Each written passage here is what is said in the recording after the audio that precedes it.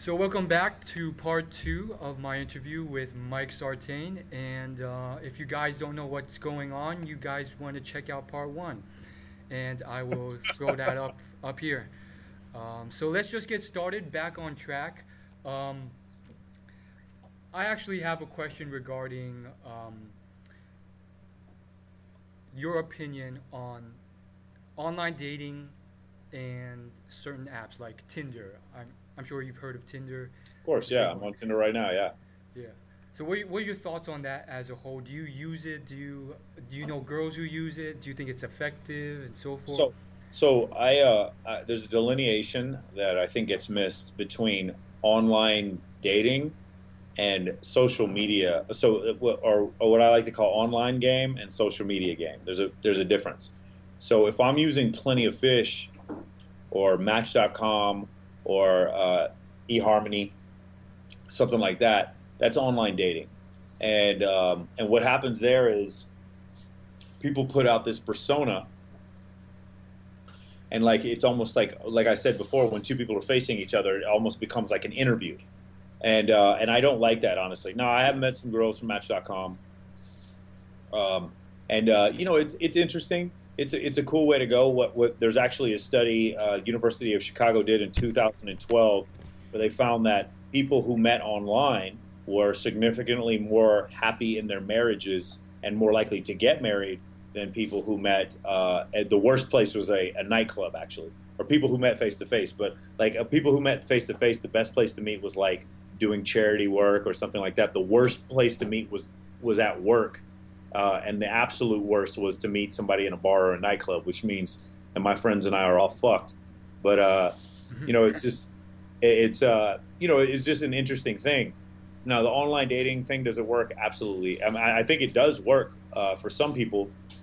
Uh, the the Tinder is funny. I know a lot of people that have hooked up from Tinder. I have a friend of mine named Chris Harters who wrote an ebook basically on how to pick up chicks on Tinder. And one of the things, I'll just give this one part away, is basically you push everybody to the right. You accept everyone. You say yes to everyone, and then just see where it goes. I have another friend of mine, very, very attractive girl, who met a guy on Tinder, and then she hooked up with him. Uh, you know why? Probably because that people. The thing about Tinder is, I get 1 second to look one photograph of you, and I make up my mind on whether or not I want to meet you. That's pretty shallow, which is kind of Right. funny. But you know what? Like I said before in the last part of the interview, sometimes the things that men and women are attracted to do come off as kind of shallow. So, uh, social media game is Facebook, Instagram, and Twitter, and I would put Tinder in there, and I would put what's the other app that everybody's using now? Snapchat. I would put Snapchat in there also. That's different, and the reason why is because I'm talking to you on those mediums, not necessarily to date you. Uh, so I can include you in like a group message, or I can include you in a post that I did with a bunch of other people, and then you actually get a more indicative look into what my life is like because you're friends with me on Facebook. So I've actually found that Facebook is a better way than what I find on Match.com, where you just see girls up there lying about, like they take selfies. Like, okay, you guys want some online tips? I'll give you some real quick. If you talk to a girl and there's like more than one picture of her dog on any of her social media, she's probably not that attractive. If she's got selfies where like the angle's like way up like this, the point of Oh it is yeah, to I've make seen that. her boobs look bigger and her waist looks smaller, is she's probably trying to hide something there. Uh, if she takes a picture, like I have a buddy of mine who's complaining about this. This girl, she takes a picture with her friend, and her friend is super attractive, and you think she is the attractive one in the picture, and you don't Right. realize it's not her, and she puts that as her profile picture. You see all kinds of stuff like that happen. It's kind of interesting. I would just honestly, I would rather meet people on a on a normal social media forum. I've met people on Instagram. I met people on Twitter. Not as many on Twitter. Definitely a lot on Facebook. Um, I find that Facebook is dynamic. There's a lot of different ways to communicate. And like I said, like I can include people in different parts of my life, and they can get a more comprehensive look to what I'm about. Whereas what happens on Match.com or on eHarmony is the dude says that he's 3 inches taller than he actually is. He says he makes 30,000 a year, 40,000 a year more than he actually does. The girl takes funny, selfies that kind of are photoshopped or whatever, because the only reason they're there is to date. And it's the same, evolutionary psychology battle where men want to be polygamous and women want to be monogamous. And so they both take their interests to Match.com, and the women are all trying to find a guy to settle down, and the men are all acting like they want to settle down, and then they're just trying to have sex with the women. So it's I look at it kind of like it's an interesting battle that goes on between the sexes. And every once in a while you'll meet somebody that it'll work out, and usually it's where you have a guy who's a high status male who meets a woman who's just awesome, and he looks at her and he's like, there's nothing else that I want more than this. And this has happened to me before, and when I didn't think it was going to happen, you just meet a girl and it's like, there are other girls around that are prettier, but you don't even want to look at the other girls because you found a girl that you mesh with and that you match with. So do I use it? To be honest with you, I go out too much and meet too many women in person to use Match.com or eHarmony, but I do use Facebook, and most of the people that I end up dating I meet in person. So or somebody introduced me to them. So that's the best way that I found to do it. In your experience with Millionaire Matchmaker, as well as in real life, how do you deal with and how do you detect or screen for those gold diggers or people who... This is a really interesting question. No one knew I was going on the show until 6 days before the show. Okay. So if there's a gold digger phenomenon that's happening in my life, it just started because no one... It's not like I was throwing, like my buddy Calvin here says, balling on a budget, throwing $1 bills in the air at the nightclub, or buying tables, or driving a Lamborghini, or taking a bunch of girls on a private jet. I was not living that life. I would never buy bottles. I actually don't even get comp tables because I don't drink at all. I live a pretty pedestrian existence financially. Like I don't spend a lot of money. And I actually, I would prefer to go volunteer at a food bank than, fly to Ibiza or Monaco. So that, it was a big surprise to a lot of people when I went on the show, which I think is better, because one of the things I didn't want to be was that dude who keeps talking about how I'm going to be on a TV show and I got big things coming up. And yeah, girl, I got this reality show and it's in the works right now. So many people here in Vegas run that game that they are going to be on a show, come over to my house, we got cameras, we're going to film the show. It's bullshit. A lot of it is bullshit. So instead, I did the opposite. I told no one. And then when the show came out and the first thing anybody saw was me on Bravo TV, it was like there was no bragging involved. And I felt like it had a better effect to do it that way. I'm actually talking to somebody about doing another show, and I'm not going to tell anybody about it if I go on it, even when I film. So I just like it better. I'm a big fan of promise, like under promise and over deliver with my business, especially. But also, like, I find that guys qualify themselves too much and they talk about their car, they talk about how much money they have, they talk about all these things. And all it does, if somebody brags to me about anything, even if they can back it up, all it says to me is that they're lower status than I am. Because why else? What is the point of bragging? You don't sit there and brag. Like if a homeless person comes up to you at a gas station and he's mumbling he's rambling on about something, and then he calls you a douchebag, you don't turn around and be like, I'm not a douchebag. Let me tell you, I did all this to help the community and blah, blah. You don't do it because he's rambling. You know that he's not coherent, so you don't get into that conversation with him. It's the same thing when anybody qualifies to me. I just know deep down, I know that they feel lower status than me, and that's why they're qualifying to me. So when people brag about the things that they have, I've just found that tends to be the case. So I don't do that. As far as gold diggers, though, man, I mean, like, she might be a gold digger for 10 minutes and then come into my life and then be like, wow, I thought this guy was going to take me to some nice restaurant, and we went to a church to go hand out turkeys to homeless people. And if she's not down with that, then it doesn't matter to me. It's no loss in my life, because there's certainly no shortage of beautiful women in my life. So it's not that big of a deal. I see. So just to be clear, no one really knew you were rich before. Nobody. No. See. And what about Justin Rossley? Because he sort of does that sort of stuff where he brags and so forth. Okay, no, see, it's different.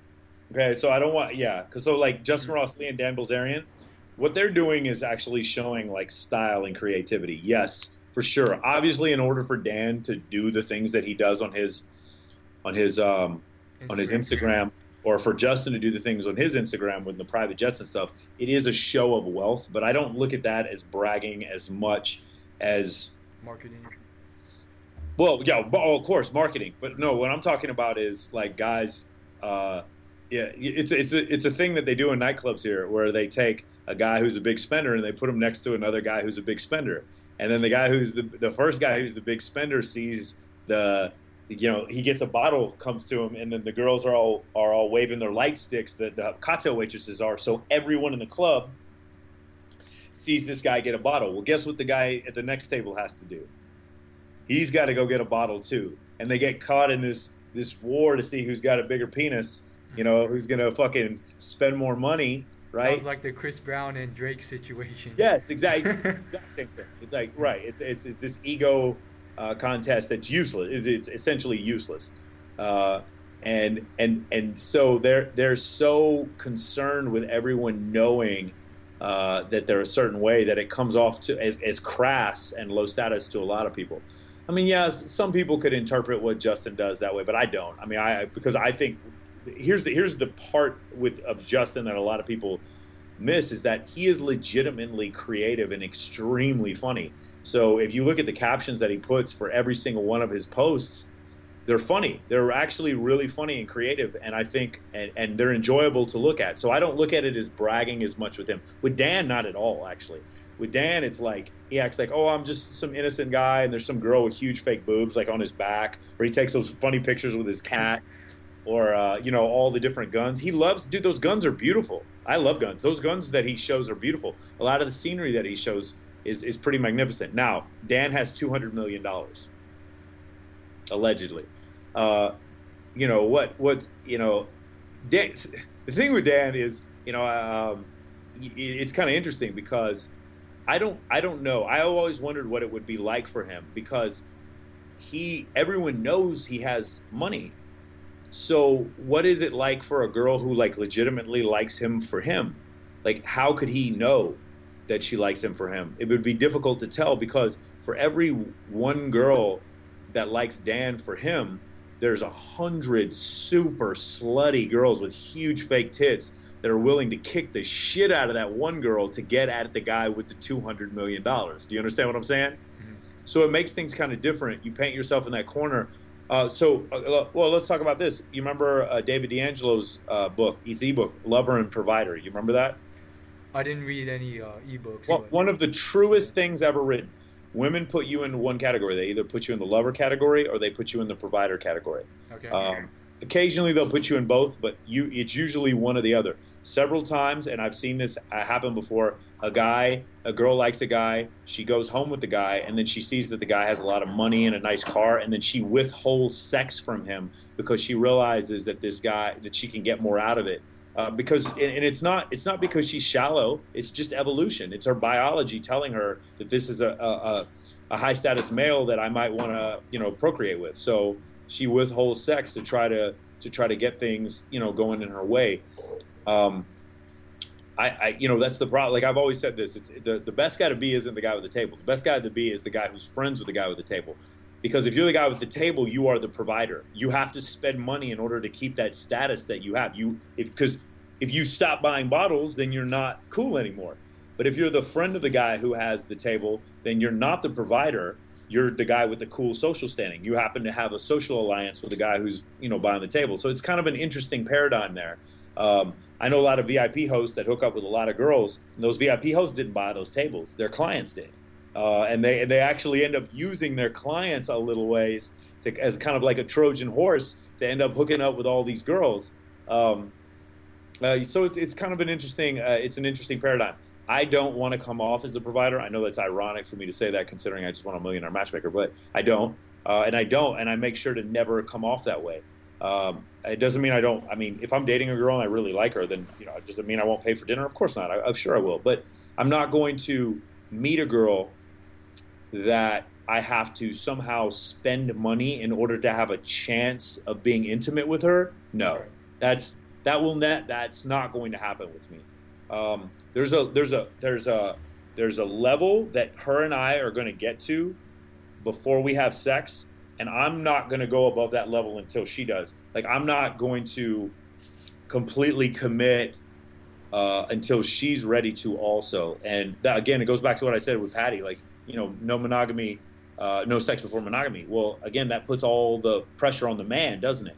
The man has to, she hasn't had sex with me yet, so I need to spend more money. She hasn't had sex with me yet, so apparently I'm not providing a good enough time. I need to spend more money, and then maybe she'll have sex with me. Like, that's what it ends up becoming, and more pressure on the man because, like, everything I've ever seen, all the experiences that I've had personally and asked before, the longer you're dating a girl without having sex with her, the less likely it is that you're going to have sex with her. It's just that way. And girls who are honest about it will tell you it's actually true. That's just the way it is. This whole idea that, we were just friends and we worked on our friendship and then one day we fell in love and then we started sleeping together. It happens, and it's beautiful when it does, and it's by far and away the exception and not the rule. The rule, what's more likely is two people meet each other and they're attracted to each other, and it happens pretty motherfucking fast. And the woman decides whether or not she'd be willing to have sex with the guy, and then the guy kind of leads her through the interaction until they get to a point. And if he doesn't screw up and he continues to build attraction, he builds comfort with her, and then they find a good logistical location, and they're both attracted to each other, it is inevitable that they will have sex with each other. That's actually the way the world works. So, as far as gold diggers, I don't put myself in the provider frame, so I don't get hit up by too many gold diggers. And as a result, like, I've talked to some of the other guys who've been on Millionaire Matchmaker, and they get way, way, way more attention from girls who watch the show than I do. I get attention from girls who are like, "Oh, you were a really nice guy." Some of my other guy friends who are millionaires who are on the show, because I made friends with a lot of the guys on the show, they're all like, "Yeah, there's a bunch of girls who want to hook up with me, but they just want, they want to hook up with me because they want money." So, I haven't had that yet. Another thing that's kind of interesting, all of them told me that people had hit them up for money for charities, and no one's done that with me. And I think part of the reason why is because I'm so open about the charities that I'm involved with the Leukemia and Lymphoma Foundation, the Nevada SPCA, 3square.org, which is the food bank that I'm involved with. And so they can kind of see that, that I'm already dealing with charity. So I'm, thank you, but I'm already good in that department. So, man, I'm giving you some long-winded answers, man. You got me on a good day. It's great stuff. Yeah. So, what you're saying about the you actually not spending money, I thought that was quite crazy. So, I mean, I'm sure you spend some money. Right. Yeah. So if this is not the delineation specifically, but if I'm seeing a girl and we are in a sexual relationship, I don't care. I'll fly her on vacation with me somewhere. Right. If I'm seeing a girl and we've been seeing each other for a while and I want to have sex with her and we haven't had sex, there's a limit to how far I will go.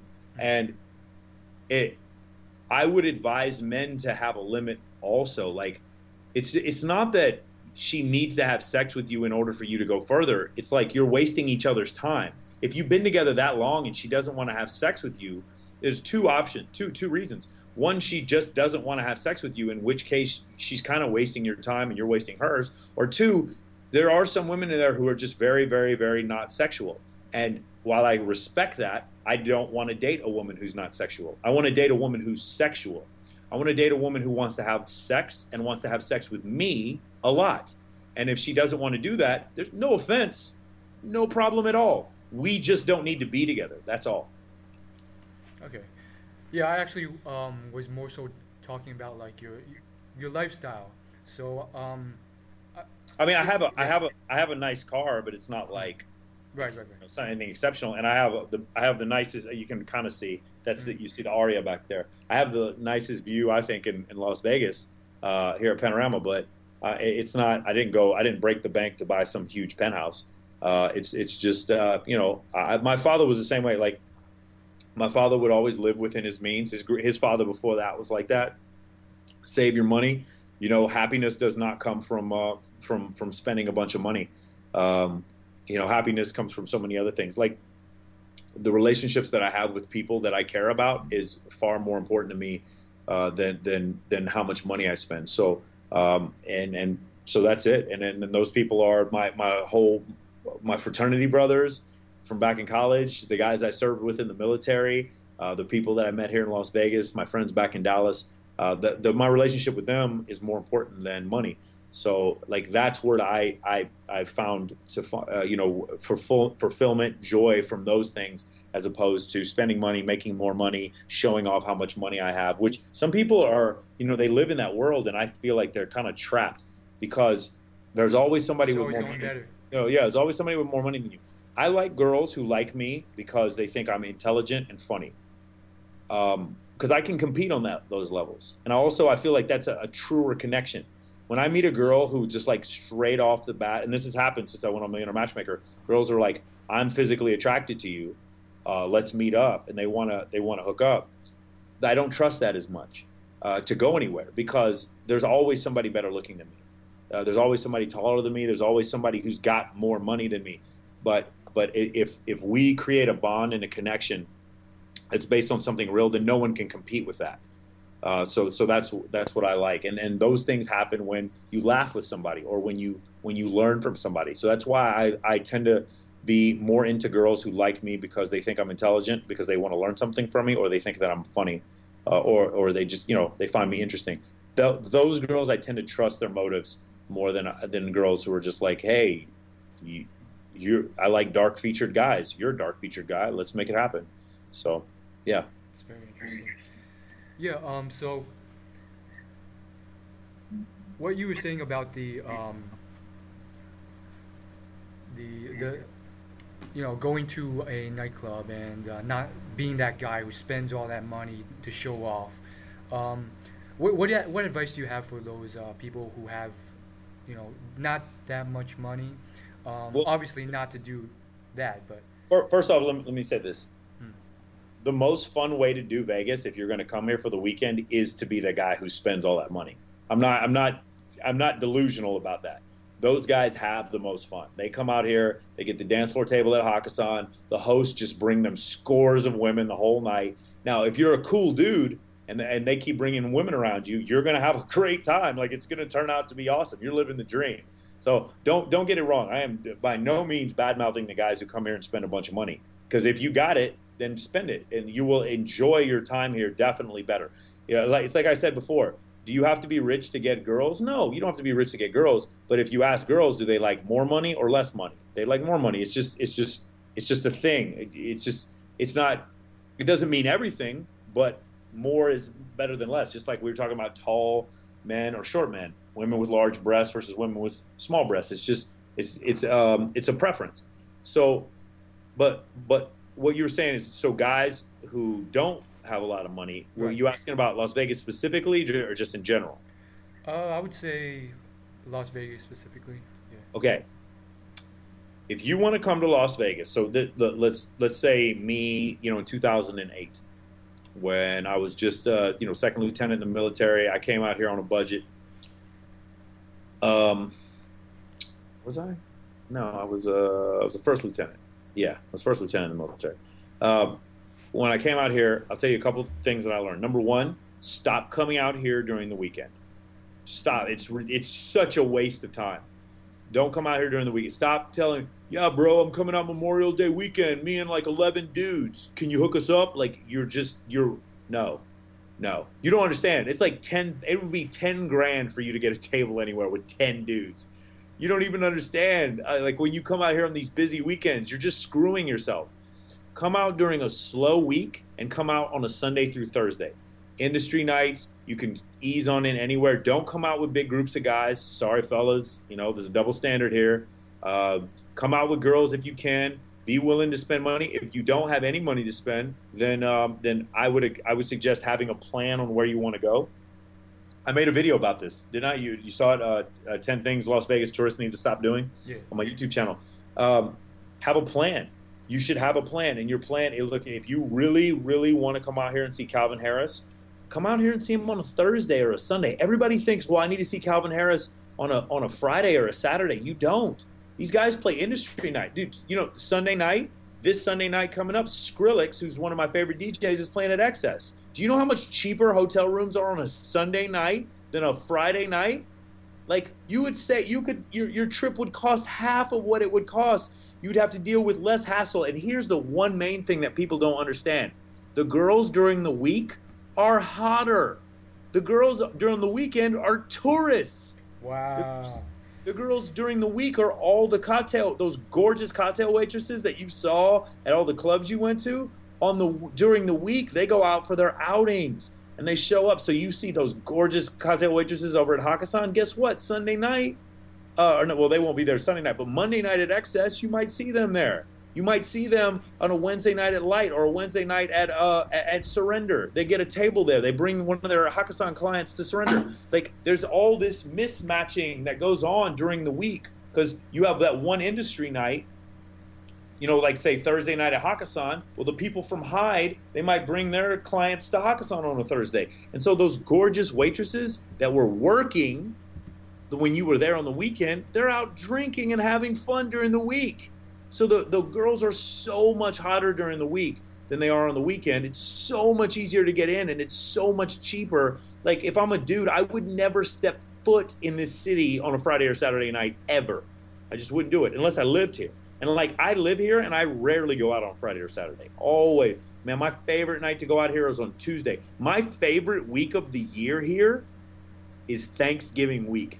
There's nobody here. This place is dead as a doornail. And there's nothing but beautiful cocktail waitresses and exotic dancers and bartenders and atmosphere models.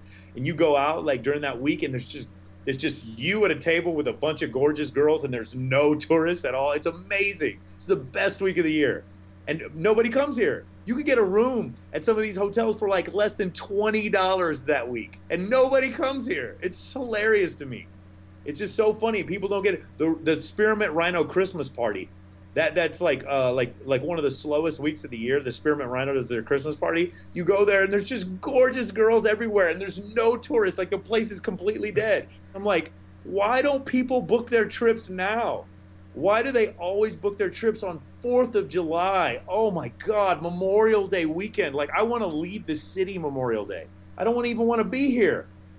So, yeah, that would be the main piece of advice. Stop coming here on the weekend. Stop coming here when it's big. Don't come here during the Super Bowl. Don't come here during New Year's. Don't come here 4th of July. Don't come here Memorial Day. Don't come here Labor Day. Any of those 3-day weekends, don't come here. Just don't. Forget about it. And if you really, really care about seeing a DJ that bad, if you wait long enough, if you wait like a month or two, you'll get to see him on a weekday. You know, and that's so much better. There's nothing in Vegas I love better than a Wednesday night Surrender for Skrillex. Nothing. I don't excess for Skrillex. It's great. Don't get me wrong. I love it. But there's something special about Wednesday night when Skrillex plays outside. It's an amazing experience that I love. And people don't understand why. You know why? Because there's not that many people there. It's fun. It's intimate. It's like me and Skrillex.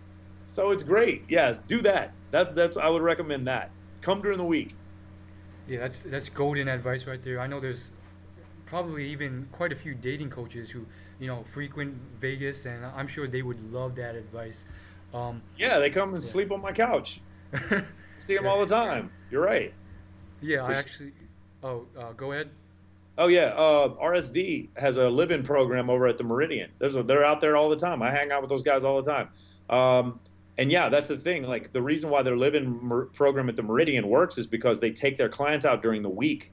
If you have a local Nevada ID or just a Nevada ID, you can get in any nightclub in Las Vegas for free from Sunday through Thursday. Wow. I mean, can you imagine that level of access? It's huge. It's huge.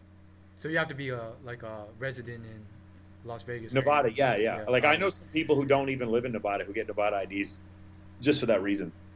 Wow. I can get comp tables at different places if I bring a couple girls. Not a big deal at all. It's super easy. During the week, there's all this capacity. There's all these big nightclubs, but they need to fill them. And the way they fill them is by getting locals in there. And they don't charge the locals to get in. And that's what I do. They keep the club looking relevant. They keep the club looking full, and they need you to be there. Dude, locals get treated better in Las Vegas than big bottle spending clients do. Locals get treated like royalty here. I've always felt that was one of the main reasons I lived here. When you're a local, you get discounts on everything, dude. $5 freaking movies, dollar hot dogs over at the movie theater, everything. Hotel rooms, you can get them cheap, comp tables, comp dinners, all kinds. When you live here, it's amazing. And this is one of the cheapest places in the country to live anyway.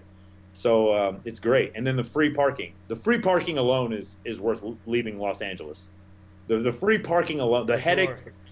Dude, the parking in LA, I can't afford to have friends. I can't have friends in LA. Why? Because they got to park somewhere. No, man. Thank God for Uber. Man, fuck LA, dude. I'm sorry, man. The parking situation in LA was enough for me to move. Just that one thing by itself. Let's talk about your interests, which you expressed on the show as well as Instagram. I thought this was awesome. You know, you said on the show that you watched, you know, these Ivy League lectures on physics, and you also post a lot of books you read on Instagram, including Power of Now, Snowball, all this stuff. Snowball is actually like 900 pages. I know because I tried going through the audiobook on that thing. Took like 20, 30 hours to get through half. I was already like really bored, but yeah, it's about 45 hours. Yeah. Okay, couple of tips for that. Number one, yeah, I would go with the audiobook. Number two, you can listen to it at double speed. So that's how I get through everything. So what happened was the first interest that I mentioned was astrophysics. So when I was in college, I was blessed enough to go to the University of Texas at Austin, which at the time I believe had two Nobel Prize winners in physics and astronomy. So I got to go to what I consider one of the best astronomy schools in the country. And I got to learn from some fascinating teachers. If you've ever taken an astronomy class from a good professor, he's a good storyteller. Sometimes chemists are not that good as storytellers. Biologists, maybe not so much. Geologists, nah. Astronomers, they're fantastic. That's just one thing I've always noticed from astronomy professors. So they caught my attention. I did really well in those classes. My degree's in business, but my minor was in, all my electives were in astrophysics. So I had a love from it from that point. Read things here and there after college. But what happened when I joined the military is I found that because of a busy schedule that I had being in the military, I still wanted to educate myself and read more. So somebody recommended to me to try audiobooks. And I can tell you right now, it is my biggest addiction in the entire world, audiobooks. I voraciously go through them. Double, triple speed if I can handle it. If the audiobook reader reads slow enough, then you can go through it at triple speed, and you can get through books in half the time than anybody else would. Also, afterwards there's retention tests on some of these books. I remember I read Atlas Shrugged by Ayn Rand, and then afterwards I took a retention test. And remember, I listened to the whole thing. I didn't read it, and I took the retention test and got like a 97 out of 100. And I realized this is how I learn. Some people learn from reading. Some people learn through writing. My business partner learns from writing. Some people learn from talking. Some people learn from listening. Some people learn from actually doing things with their hands, and some people learn from watching. You need to figure out which way that you learn the best, and then do that. So for me, number one for me is definitely listening, even more so than watching. So what it is I just I still had this curiosity in astrophysics. So at first, the books I was reading were all fiction. I love fiction. My favorite fictional book ever is still Catch-22 by Joseph Heller, because the guy was a bombardier and I'm an Air Force navigator, so I felt a little kinship to him. Yeah, so I was reading a lot of fiction. I read all the Song of Ice and Fire novels, the George R. Martin Game of Thrones novels, some of my favorite stuff. And then I got into some self-help stuff. So 4-Hour Work Week by Tim Ferriss, 4-Hour Body by Tim Ferriss, Think and Grow Rich by Napoleon Hill, Rich Dad Poor Dad, Robert Kiyosaki, and then, of course, The Power of Now and A New Earth by Eckhart Tolle. And then I got into that. And then, funny enough, I found a guy who's a life coach actually named Ty Lopez. And the reason why I was interested in listening to what Ty Lopez had to say is because he recommends a book a day. And his recommendation is to find mentors, but some of the mentors that you find through books. And so he said start at the top. So that's when I started reading Warren Buffett. I started reading Steve Jobs. I read Phil Jackson's book, 11 Rings, because I love meditation and I love basketball. It's one of my favorite books ever. And I learned so much from that book, especially because I had so much contact watching basketball for 25 years and then reading that book. It all made sense to me. Right now, I read a book called, I would recommend everybody reading The Red Queen by Matt Ridley. But also there's a book called Why Beautiful People Have More Daughters. I always forget that I've been writing this professor back and forth. His name is Satoshi Kazunawa, I believe. I can't remember if that's exactly right, but it's one of the best books I've ever read. It's about evolutionary psychology.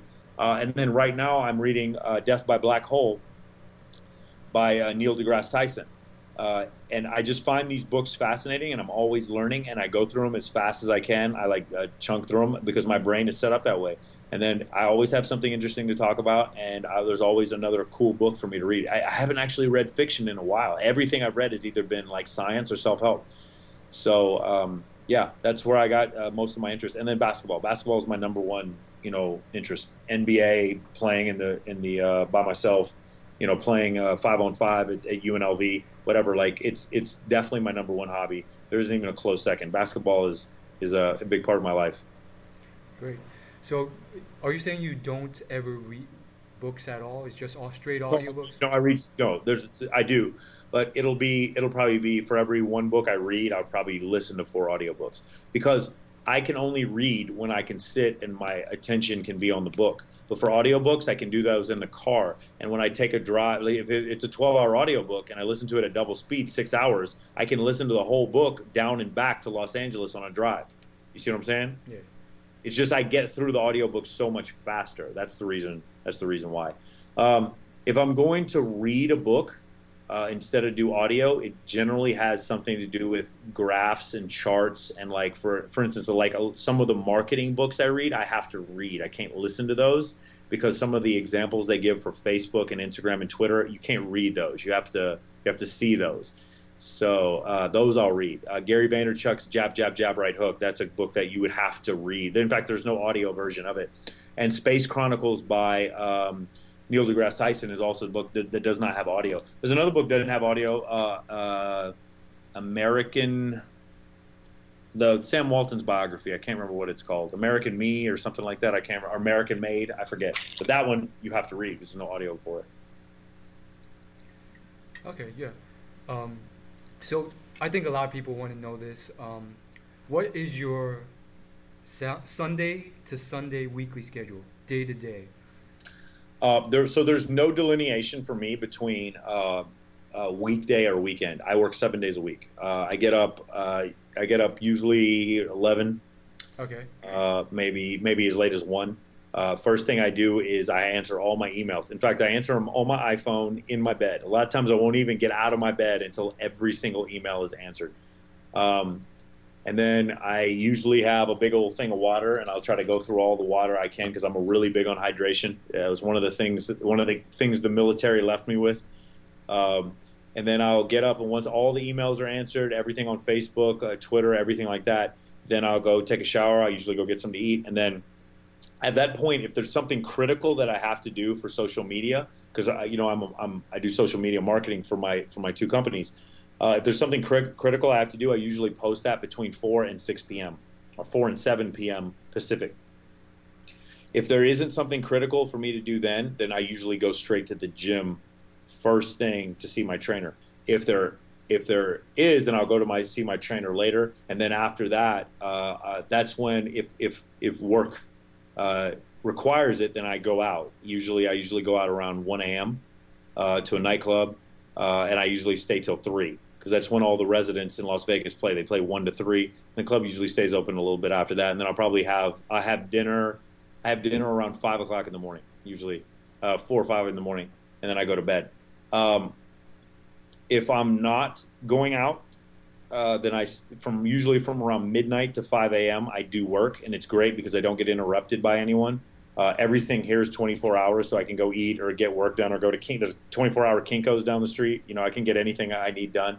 My office is down the street. It's open. My office is open 24 hours. I can go in there anytime I want and use the network or the printers or whatever. So that's it. I just keep a nighttime schedule. I kept a nighttime schedule while I was in the military because I flew special ops missions for the Air Force, and we only fly at night. So I just kept that schedule, and I like it here. But every day is the same. I don't go to pools that often. I have to be kind of coerced into it, and then I'll go because I don't like to even get up that early to do anything.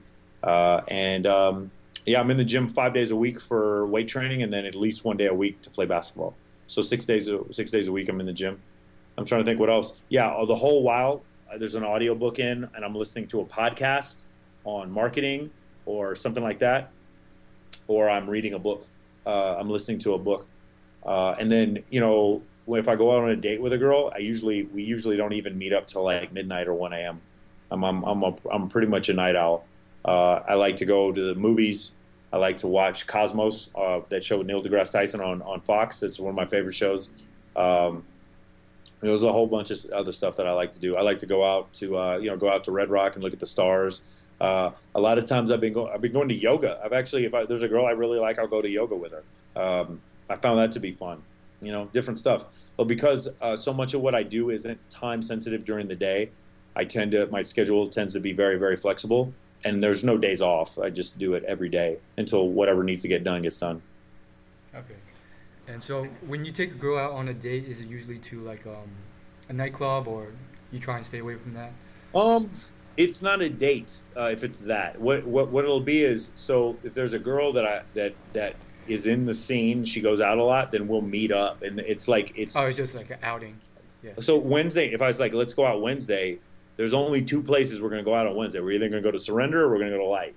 It's like, let's go out on Thursday. It's either going to be Hakkasan, Hayes, or Tao. It's not. If it's Monday night, we're either going to go to XS or we're going to go to Marquee. So it's kind of like that. It's one of those situations where it'll be a social setting. If it's just going to be a date, then it's either I'll go. My favorite place to go is to eat Korean barbecue. Some girls don't like meat. They don't like red meat, so we don't go there. The movies, go-karting. There's an electric go-kart here, place right here behind the Palms, or come over here and watch TV. I think a lot of girls are surprised because I tell girls like, hey, come over because I want you to see this really cool show, How the Universe Works, or Cosmos, and they think that I'm having them come over so that I can make moves on them. And they don't realize like I'm serious. Like I really want to watch the show because I want to be with a girl who's interested in the same thing that I'm interested in. And I think it actually takes a lot of girls by surprise when they realize that like, hey, this guy really is interested in this. It wasn't just some ploy to get me over here to get my panties off. Yeah, usually I like to keep it like that. And then as things progress, then I want to maybe take her to Scottsdale, take her to San Diego, take her to Los Angeles with me. And if it's real serious, then we'll go to Dallas together. She can meet my family. And it's pretty much like that. I like to eat with my friends. Yeah, I like to.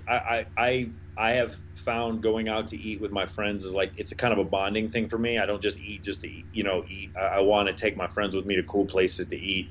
Go get sushi or a Korean barbecue or go to Peppermill or wherever. I like to have friends there so we can discuss things. One of my favorite things to do is go out to a venue, and then at the end of the night we all go and eat together and kind of unwind and debrief on the events of the night. And that I found those to be the most hilarious conversations that I've ever had is when we all go eat together late at night. So it's something I'm really into. And there's this stigma that people think if you eat late at night you will get fat. Like it's so ignorant. Like no, you'll eat fatty foods to get fat. Eating at night has nothing to do with it. It's like you drank all that alcohol, that will make you fat. The food is not the problem. If you get pancakes with extra syrup, that will make you fat. If you get an egg white omelet in the middle of the night and then you go to bed afterwards, that's not going to make you fat. And it's always driven me crazy how I ask girls here, like, let's go eat. And they're like, no, I don't eat at night. I don't eat after 10 p.m. And like, whoever taught you that is a moron because it's not true. It simply isn't. Otherwise, you'd have people who stay up at night and they'd be like, well, I don't eat at all because I'm only up at night. Because if I eat, then I'll get fat. It's complete ignorance. So, yeah. Okay, two quick questions and then a big question. So that 1 to 3 p.m. No, 1 to 3 a.m. time. That's you working at the club. Work and socializing are the working. same for Oh me. So wow. if it's not my event, then I need to go out. I like to call it running for mayor. And I would advise this: if you go out and wherever, if you go out, I don't know if Baltimore's near wherever you are, but like if you go out in your area, treat it like you're running for mayor. Shake everyone's hand. Everyone needs to see your face. They're happy to see you. You smile. You pat them on the shoulder. You have a quick little small talk session with them. You maybe take some pictures with some people. You post those pictures on social media so they remember who you are. You do that every night at all the industry venues, and after a while, people are excited to see you when you come out. So I call it running for mayor. That's the best way to describe what I do. And yes, from 1 to 3. So here's what happens in Vegas. Right. In other cities, it's a different time, but in Vegas, everyone gets to their table usually like if it's a comp table like around 11, if they bought the table in maybe like 12:30, and when the night starts, nobody's drunk, nobody's been drinking, and everyone's like looking around at other people to see who's got a better table and who's got a bigger bottle and or whatever the fuck it is. And so things are really stiff. They're really stiff, and if they don't know you and you come to their table, they'll look at you. This happened to me when I first moved here. Not so much now. I've been here 3 years, but around 2 o'clock in the morning, 2:30, everyone's had something to drink, and you can walk up to perfect strangers and introduce yourself, and they're like, "Hey, so good to meet you. Have a drink."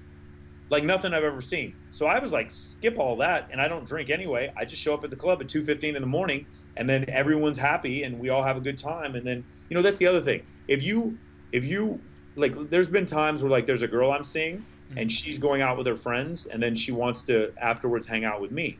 Well, it's kind of pointless for me to go at 11 and deal with all that when she's not going to want to leave at 11. She's going to want to leave at 2 o'clock in the morning or 3 o'clock in the morning. So why do I even need to be there? In fact, in Los Angeles, here's what I used to do. I used to not even go into the clubs. At 1:45, I would go to a nightclub where valet was, and all the girls would come out, and I'd just start talking to girls then. I mean, I would meet a ton of girls. What's the point? They weren't going to leave the club until the club closed anyway. So why not just go there at the end and then talk to them then? And it's called valet game. You meet girls in the valet, and that's the thing. Like rather than deal with the hassle of having to like get into the club. Well, there's a hassle in Los Angeles, not so much in Las Vegas, but in Los Angeles, like even if you know people, like they look at you like you're scum when you come up to the door. You do it you just go at the end of the night, man. When I go out in Dallas, I show at the club at 1:15 in the morning, 45 minutes. That's all I need to deal with. I don't need to deal with you and your drunk people all night long. And then at the end, it's over. So if I'm going to go out, like let's say if I were, what is tonight? Tonight is Friday. Yeah. Or we're going to go out tonight, then I would go to maybe 3 different venues, and I would go for 20 minutes each. I would make sure to shake the hands of every single person that I knew that worked at those venues. And maybe take at least one picture at each one of those places and post it, and then go home. Or get some eat and go home. That's it. And everybody wins. They're happy to see you, and you meet plenty of girls. And then, hey, guess what? You meet a girl at the first venue. Hey, let's bounce to the next venue. Come with me. Let's go. And then she goes with you, and she's had a great time. If she's a tourist, she's like, wow, we just left Marquee, and now we're at Hakkasan. We just left Excess, and now we're at Surrender. It's an experience that she wouldn't even known that she could have had that you brought to her. So, it just makes it fun. I don't like being tied down to a table. I really don't like that. I like my friends go get tables. I'll show up later. I don't drink any of their alcohol. I'll bring a couple girls. I'll shake everybody's hand. I might even leave the girls I brought at the table, and then I'll go meet more people. I just don't like to be stuck at one place for any period of time. Okay. And so when you said that there's only like 2 clubs that you go to per weekday, is that because... No, just on Wednesday. On Monday it's just Excess and Marquee. On Wednesday it's just Light and Surrender. Simply Tuesday, because it's like a habit, or... Yeah, Tuesday it's just Hyde. No, this is the only night they're open during the week. Tuesday it's Hyde or One Oak, or Pure, and then on Thursday it's Tao, Hakkasan, and Trist and Hayes. They're only open one day per week? No, during the week. Everywhere is open Friday and Saturday. Everywhere's Friday and Saturday. And then on Sunday it's Bank, XS, and Hakkasan. So you just kind of like during the rotate, like you know there's only 3 possible venues that people will go to. So you can just meet them, there. Like that's the other thing. It's like if I know a girl's gonna go out and I want to see her, I don't even have to like ask. Like I know where everyone's gonna be on Wednesday night. I don't have to text anybody to ask them where they're gonna be. Everyone's gonna be at Light or Surrender, and I can go to both. So what's the point? Like I don't even really. And then at the end of the night, I'm like, hey, let's go get something to eat. And the girl leaves with me and go get something to eat. Instant date, instead of like, please go out with me. Please, can we meet up later and go out on a date? Like, no, why not just show? I know where everyone's going to be. Just show up there. And she's cool. She's having a good time.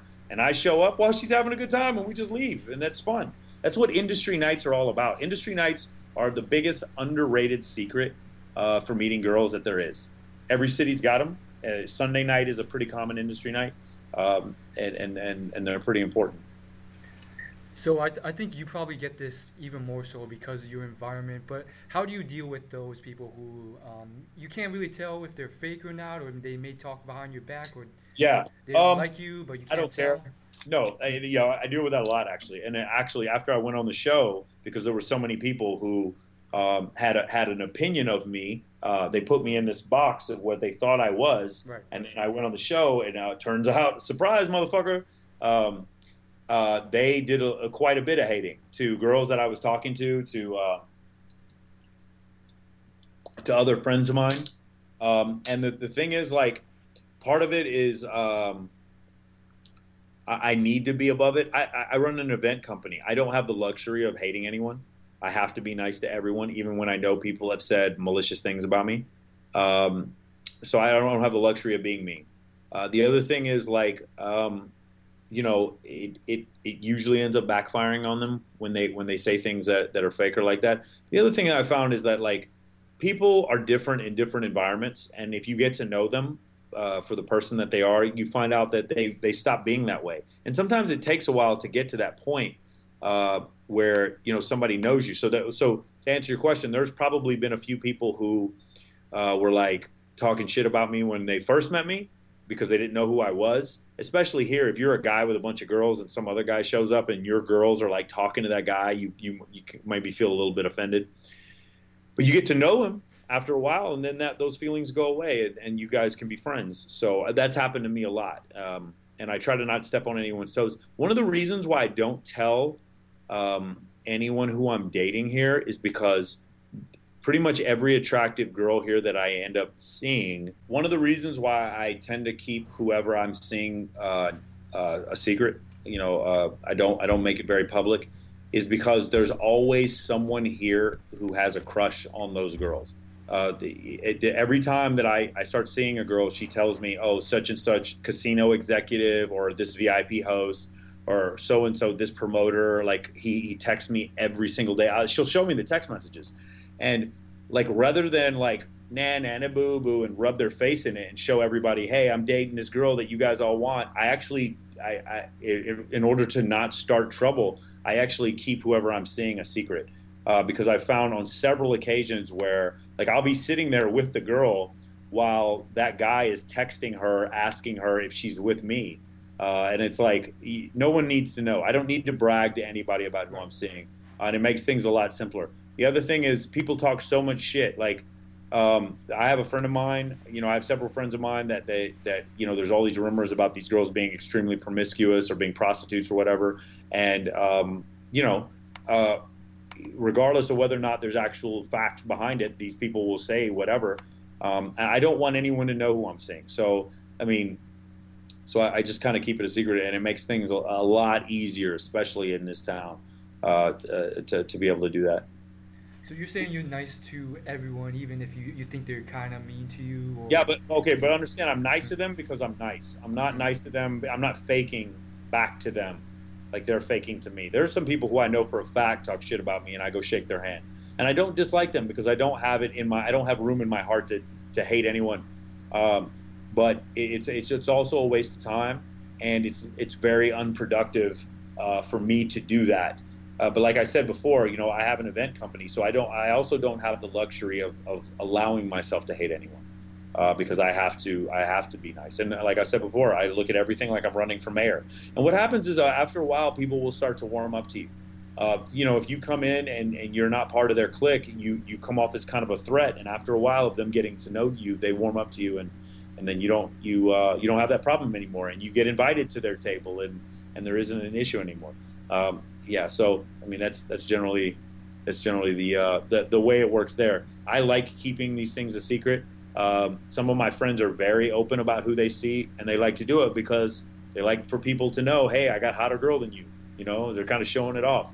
With me, it's like no one needs to know my personal business, because anytime they do, there's always some VIP host or promoter who just jumps in and starts hating. So I just try to keep my business quiet. Okay. Yeah, so I was watching one of your, I think it was your initial audition video for Millionaire Matchmaker, and Yeah. you said something on there that really struck me.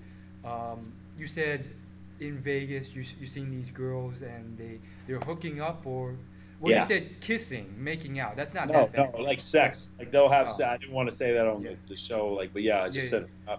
Oh yeah, it happens all the time. Engaged girls, for those of you who want to know what's going on. So it'll be, I lived in a house with 11 guys at one point. We had a mansion over on the east side of Las Vegas, and these guys, I mean, they'd meet girls, they'd meet tourists. These girls would come home with them, get in the hot tub with them, end up hooking up with them. And we'd always ask, like, oh, does she have a Facebook? Can we see who she is? Does she have a Facebook or whatever? And then the guy'd be like, oh, well, she doesn't have a Facebook. And then he'd look her up, and sure enough, she not only does she have a Facebook, but she's engaged. I'd be lying if I hadn't seen that with my own eyes 5 times at least. It happens all the time. I had one girl that I hooked up with, maybe this would have been 3 years ago, and she's like, listen, don't call me anymore, I'm engaged. And I look at the picture of her and I, and she's got her arm around my shoulder because she's hugging me, and there's her engagement rings right there. I didn't even see it the whole night. I guess she took it off or something. I don't know what happened, but I was just so used to that happening. And it's just a funny thing that happens here. So, but the point of why I made that point is because it's kind of difficult. Like, there are a lot of women here who are like all about their money, and the guys they have sex with them because they like having sex, not because they're looking for a relationship. So there's some really cool girls here, but they're just not looking for a relationship. They're not looking to find the man of their dreams in Las Vegas. So they're not ready to take you seriously anyway. Even these engaged girls. Well, okay, when engaged girls, we're talking about tourists. I'm talking about tourists, but I'm also talking about girls that live here. And it's not all of them. It's just some of them. Right. It'll happen. My buddy had a joke. He used to say, it was like, you want to know which girls are DTF? Just look for the wedding ring. Yeah, it's funny. It's a cliche and it's a stereotype because it's true. Honestly, there's some truth in it. There are people who come here, men and women, specifically to cheat on their spouse, and for no other reason. They get, oh no, me and the girls are going to go to Vegas for a bachelor party, and then they end up hooking up with some male stripper. I mean, it's a cliche because it happens all the time. Is there like a reason or motive, or like why would they want to do that? Evolutionary psychology, man. It's like they have this man in their life who's their provider, who's the man back home. Right. And they come here and they want to experience the best genetics they can. So the best looking guy with the 6-pack abs, super good looking guy that they just meet one night when they get drunk at the club and they hook up, and no one's going to know about it. They talk about that in Why Beautiful Women Have More Daughters, or Why Beautiful People Have More Daughters, the book. They talk about how cuckolding, where a woman will have sex with a man with better genetics and then get a man who's wealthier to actually raise the kid. Right? Yeah, I've heard about It's kind of that. Like, that's what their brain's telling them to do. It's like, well, you got this old bag back home. You got him already locked up. So you need to go out to Vegas and get you some better sperm. That's what their reptile brain is telling them to do. So that's why they go out there and they do it. So has this affected your opinions on like morals and culture and so forth? Not at all? No. It's evolutionary psychology is not good or bad. It just is. Social psychology is about what ought, and evolutionary psychology is about what is. so social psychology, we ought to treat everyone with respect. We ought to treat men and women the same. We ought to respect a right for everyone to live. That's what we ought to do. And of course, I agree with those things, but they are not based in reality. They're based in what ought to be reality.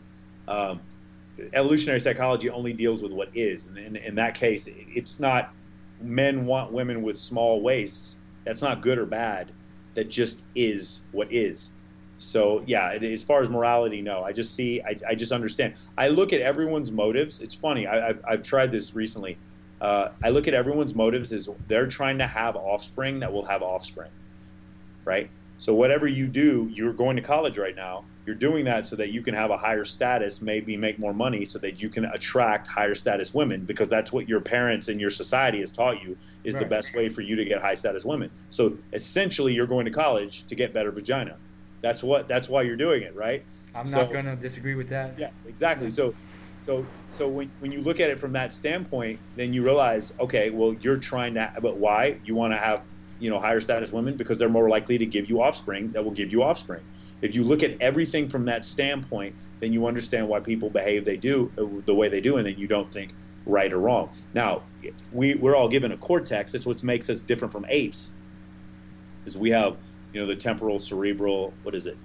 Temporal, cerebral, occipital, No idea. Frontal, prefrontal cortex. We have the lobes, right? That's what makes us different from these other mammals and reptiles. So we can make conscious decisions that don't necessarily agree with our urges. Otherwise, we'd all be robbing each other and raping and stealing food, and like we couldn't, control. Yeah. So it cut off right before you started with rape and robbing and raping. Yeah. Yeah. So I don't look at people as good or bad.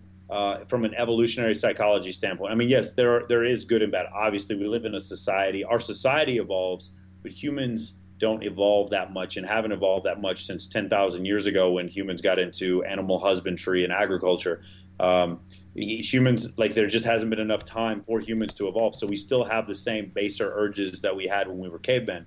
And so that's what makes people do these things. That's what makes people always look for the better mate all the time. That's why people cheat. That's why the people do that. So I don't really judge them on that. But we do have we have a cortex.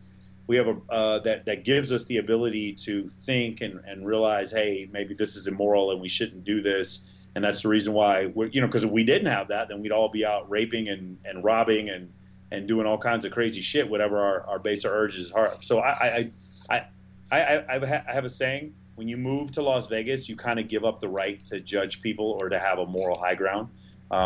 Listen, I still go to church. I don't do drugs and I don't drink, but I don't preach to anybody else to not do that because it's not my place to do that. I don't have any kind of. If I was married to one of these girls, yes, I would not want them cheating on me, if that's what you're asking. But as far as the morality, I just not my place to judge. So is there anything you do to make sure that your wife or whatever isn't one of these girls? Yeah, that's the thing. I'll cross that bridge when I get to it. Maybe we'll move to Des Moines. I don't know. Like it's really interesting. It's an interesting question because I don't know. Right. I've seen people who I believe are in love, and they still cheat. They still end up breaking up. And I don't know what the answer is, honestly, to that.